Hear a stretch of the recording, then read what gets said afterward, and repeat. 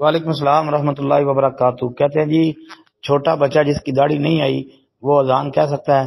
حنفی کہتے ہیں کہ وہ اذان نہیں پڑھ سکتا۔ تبلیغی جماعت والے بھی کہتے ہیں کہ اذان نہیں دے سکتا وہ۔ جی تبلیغی جماعت والوں کی یا حنفیوں کی بات بالکل یہ بے بنیاد اور غلط ہے۔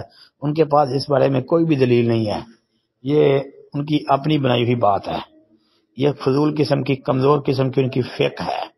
جی صحیح فقہ جو کتاب و سنت والی ہے، جس کی سمجھ اللہ رب العالمین جس کو چاہے دے، مگر جس حدیث میں آتا ہے من یرید اللہ بہ خیرا یفقہہ فی الدین، اللہ جس کے ساتھ خیر اور بھلائی کا ارادہ کرتے ہیں تو اللہ اس کو دین میں فقہ، فقاہت، سمجھ عطا فرما دیتے ہیں۔ تو جو کتاب و سنت والی فقاہت ہے، یہ جس کے پاس ہے وہ ایسی فضول بات نہیں کر سکتا جی کہ جی جس کی داڑھی نہیں وہ اذان نہ دے۔ یہ فضول لوگ ہیں، اس طرح کی فضول باتیں کرتے ہیں۔ آپ وہ حدیث دیکھ رہے ہیں نا، بالکل صحیح حدیث ہے کہ نبی علیہ الصلوۃ والسلام کے ایک صحابی وہ کہتے ہیں کہ میں نے نماز پڑھائی، اس وقت وہ 7 سال کی عمر میں تھے، 7 سال کے چھوٹے سے بچے تھے، 7 سال کے چھوٹے بچے تھے، انہوں نے نماز پڑھا دی، مسلمانوں کی امامت کروا دی۔ تو یہ روایت کئی کتابوں میں آتی ہے، آسانی کے لیے بلوغ المرام حافظ ابن حجر اسقلانی رحمۃ اللہ علیہ کی، جی یہ ابتدائی طالب علم مدارس میں پڑھتے ہیں، جی اس کے اندر دیکھ لیں، یہ صحیح حدیث موجود ہے۔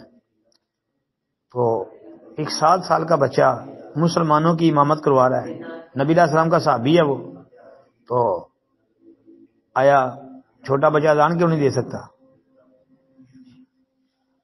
اس لیے یہ ان کی بات غلط ہے۔ السلام علیکم ورحمۃ اللہ۔ السلام علیکم ورحمۃ اللہ وبرکاتہ۔ یہ محترم بھائی نے ایک پوسٹ بھیجی جی بدترین لوگ، اس میں ابو داؤد کے حوالے سے ایک روایت لکھی ہے کہ عائشہ بدترین ہیں وہ لوگ جن کی عزت ان کی زبان کے شر سے بچنے کے لیے کی جاتی ہے۔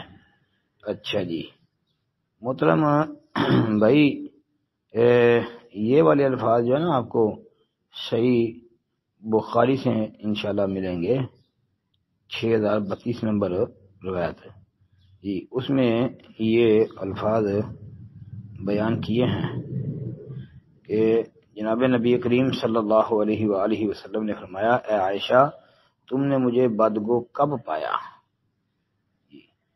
اللہ کے یہاں قیامت کے دن وہ لوگ بدترین ہوں گے جن کے شر کے ڈر سے لوگ اس سے ملنا چھوڑ دیں۔ یہ الفاظ ہیں، ان شر الناس عند اللہ منزلۃ یوم القیامۃ من ترکہ الناس اتقاء شرہ۔